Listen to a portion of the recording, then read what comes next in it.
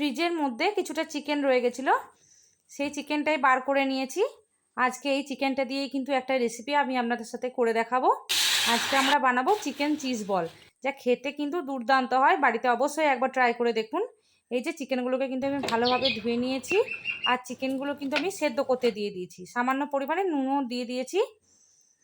চিকেনটা সেদ্ধ হতে হতে আমি এখানে দুটো পেঁয়াজ, দুটো লঙ্কা কেটে নিয়েছি, আর একটা বড় সাইজের আলুকে কিন্তু সেদ্ধ করে এইভাবে গ্রেট করে নিচ্ছি। গ্রেট করা হয়ে গেলে এর মধ্যে আমি দিয়ে দিচ্ছি কুচানো পেঁয়াজ, লঙ্কা, 1 চামচ ধনে গুঁড়ো, 1 চামচ জিরে গুঁড়ো, 1 চামচের মতো হলুদের গুঁড়ো, 1 চামচের মতো গরম মশলার গুঁড়ো, ঝাল লঙ্কার গুঁড়ো, 1 চামচের মতো নুন দিয়েছি, 1 চামচের মতো দিয়েছি কাসুরি মেথি, 1 চামচের মতো দিয়েছি সয়া সস, টমেটো সস।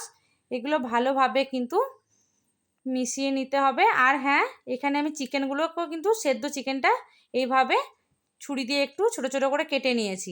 এবার হাত দিয়ে সব কটা উপকরণকে একসাথে ভালোভাবে মেখে নিয়ে এরকম একটা মিশ্রণ তৈরি করে নিতে হবে। আর এখানে আমি যেহেতু চিজ বল বানাচ্ছি, তাই এখানে একটা মজরেলা চিজকে কিউব করে আমি কেটে নিচ্ছি। এই যে ছোট্ট ছোট্ট করে কিউব করে কেটে নিচ্ছি। কাটা হয়ে গেছে, চলুন দেখিয়ে দিই কীভাবে বলগুলো বানাতে হবে। বলগুলোকে এভাবে 2 হাতের তালু দিয়ে চেপে এরকম ভিতরে একটু গোল করে নিয়ে চিজটা দিয়ে আবারও ভালোভাবে কিন্তু এরকমভাবে হাতের তালু দিয়ে কিন্তু ঘুরিয়ে ঘুরিয়ে গোল করে নিতে হবে। এইভাবে সবগুলো কিন্তু আমি গড়ে নিচ্ছি, তারপর দেখাচ্ছি যে কি করতে হবে। এই যে এখানে আমি কিন্তু 3 চামচের মতো কর্নফ্লাওয়ার ঠান্ডা জলে গুলিয়ে নিয়েছি, আর নিয়েছি ব্রেড ক্রাম্বস। এইভাবে একবার কর্নফ্লাওয়ারের ব্যাটারে চুবিয়ে ব্রেড ক্রাম্বসে গুঁড়ো মাখিয়ে কিন্তু প্রত্যেকটাকে আবারও রেডি করে নিতে হবে। এই যে হয়ে গেছে প্রত্যেকটা। আর হয়ে গেলে এইভাবে ওপর থেকে একটা করে টুথপিক গেঁথে নিতে হবে। চিজ বলগুলো কিন্তু গড়ে নেওয়া একেবারে কমপ্লিট। এরপর কড়াইয়ে তেল গরম করে একটা একটা করে কিন্তু আমি এই চিজ বলগুলোকে ভেজে নেব। আমার ভিডিও দেখার জন্য আপনাদের সকলকে অনেক ধন্যবাদ।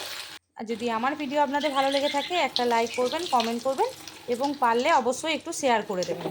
আর যারা আমার ভিডিও শেয়ার করছেন তাদেরকে সকলকে অসংখ্য ধন্যবাদ। এই যে এভাবে গোল্ডেন ফ্রাই করে নিতে হবে। তারপর দাঁড়ান একটা ভেঙে দেখাই যে ঠিক কেমন হয়েছে। দেখেছেন চিজটা ভিতরে কত সুন্দর মেল্ট হয়ে গেছে, খেতেও দারুণ, গন্ধটাও খুব সুন্দর উঠছিল। চলুন বাচ্চাদেরকে খাইয়ে দেখাই, আর আমি নিজেও খেয়ে বলছি যে কেমন হলো। তাহলে আজকের মতো এখানেই টাটা।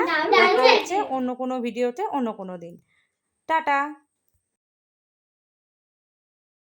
দারুণ।